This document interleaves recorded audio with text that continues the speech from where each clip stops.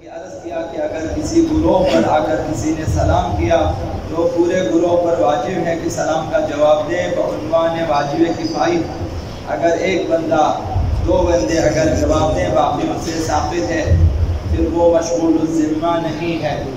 وہ گناہگار نہیں ہے۔ اگر کسی نے بھی جواب نہ دیا تو پورا گروہ گناہگار ہے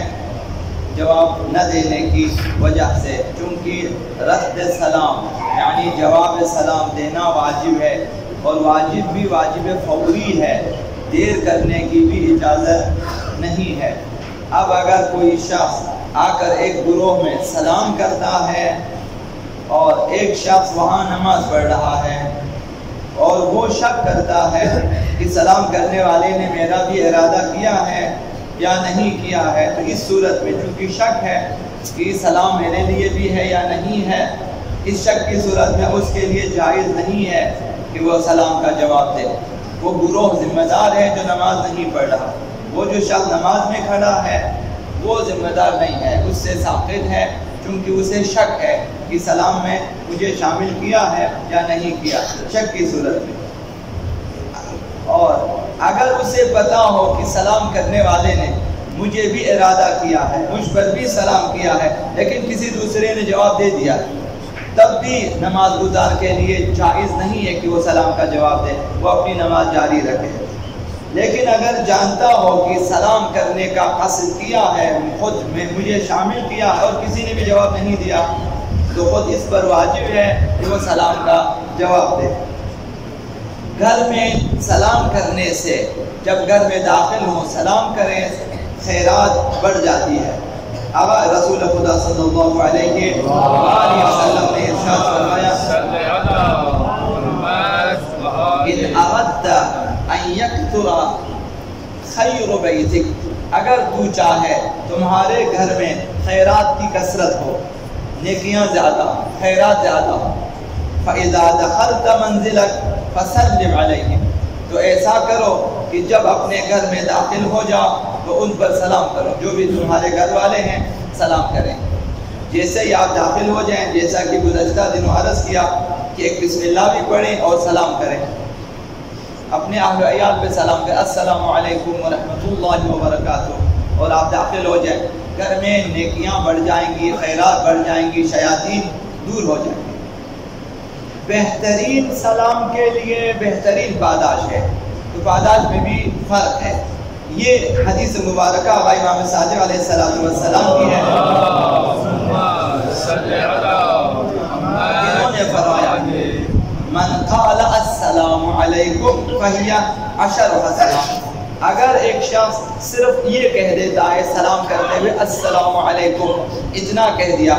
اس کے لیے 10 عشرات، 10 حسنات ہیں، 10 نیکیاں ہیں، یعنی 10 نیکیوں کا ثواب ہے اسے۔ وَمَنْ قَالَ السلام علیکم ورحمۃ اللہ، ورحمۃ اللہ کا اضافہ کیا تو پھر 20 حسنہ، اس کے لیے 20 حسنات ہیں۔ پہلے جو جملہ تھا اس سے اب یہ جو ہے یہ ڈبل ہو جاتا ہے، دگنا ہو جاتا ہے ثواب۔ اور وَمَنْ قَالَ السلام علیکم ورحمۃ اللہ وبرکاتہ، یہ بھی اگر اضافہ کیا وَهِيَ 30 حسنہ، اس کے لیے 30 حسنات ہیں۔ تو اگر مکمل آپ چاہتے ہیں کہ 30 حسنات آپ کے نامہ اعمال میں لکھے جائیں تو آپ اس طرح سے سلام کریں السلام علیکم ورحمۃ اللہ وبرکاتہ، تو یہ مکمل سلام ہے۔ سلام اور جواب سلام دونوں بلند آواز سے ہونا چاہیے، سلام کرنے والا بھی اس طرح سلام کرے کہ دوسرا سنے، اور جواب دینے والا بھی اس طرح سے جواب دے کہ سنے۔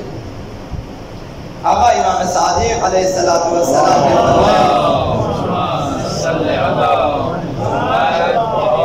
اذا سلم احدکم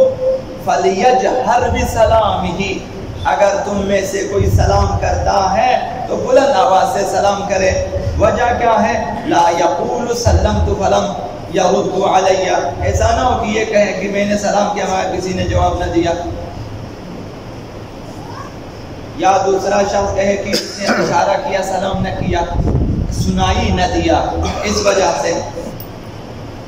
ابھی سلام کیا دوسرے نے نہیں سنا، اس نے جواب نہ دیا، پھر آپ شکایت کریں گے سلمت فلم يرد علیہ، میں نے سلام کیا تو انہوں نے جواب نہ دیا، در واقع اس نے سنا ہی نہیں ہے آپ کا سلام، پھر آپ شکایت بھی کریں گے۔ کچھ لوگ صرف سر ہلاتے ہیں، پھر اس کے بعد شکایت کرتے ہیں میں نے سلام کیا اس نے نہیں سنا، وہ خالی سر ہلایا۔ کچھ لوگ خالی انگلیاں ہلا دیتے ہیں۔ وَلَعَلَّهُ يَكُونُ قَدْ سَلَّمَ وَلَمْ يُسْمِعْهُمْ،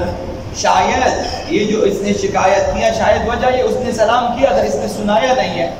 بلند آواز سے نہیں کیا، نہیں سنا۔ فَإِذَا أَرَدَّ أَحَدُكُمْ فَلْيَسْأَلْ، اگر تم میں سے کسی نے جواب سلام بھی دینا ہو تو فرمایا کہ بلند آواز سے جواب دو، جس طرح اس کی آواز آپ تک آئی ہے آپ کی آواز بھی اس تک جانی چاہیے۔ وَلَا يَقُولُ الْمُسَلِّمُ سَلَّمْتُ فَلَمْ يَرُدُّ عَلَيَّ، تاکہ جس نے سلام کیا تھا وہ یہ نہ کہے کہ اس نے جواب نہیں، آپ نے آہستہ جواب دیا اس نے نہیں سنا، وہ پھر شکایت کرے گا کہ بھائی میں نے سلام کیا اس نے جواب نہ دیا۔ لہذا نہ اسے شکایت کا موقع دے نہ اسے شکایت کا موقع دے، وہ بھی بلند آواز سے سلام کرے تاکہ یہ سنے، اور یہ بھی بلند آواز سے جواب دے کہ وہ سنے۔